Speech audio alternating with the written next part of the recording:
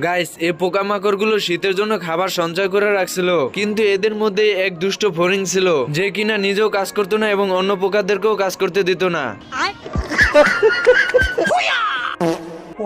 দুষ্ট ফড়িং তো পোকাকে উল্টাপাল্টা বুদ্ধি দিতে থাকে যাতে পোকাটি কাজ না করতে পারে। কাম কাজের দরকার না, আমি কামের ডরে পাগল হইছি, কাম করে খাওয়াম না, বাংলা কথা শেষ।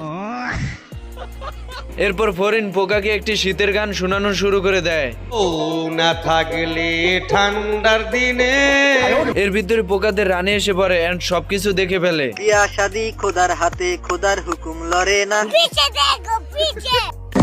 আমার মাফ করে দেন হুজুর, আমার ভুল হয়ে গেছে। রানী ফড়িংয়ের উল্টাপাল্টা কাজ দেখে রেগে গিয়ে ফড়িংকে বলতে থাকে, এই ছেলে, তুমি আমারে লাইনে আসলে অবশ্যই কল দিবা। ও মাইয়া, তুই ঠিকই ধরছস, আই জায়গা পাট খেতে। আই স্টুপিড, কি সব বাজে বকছো?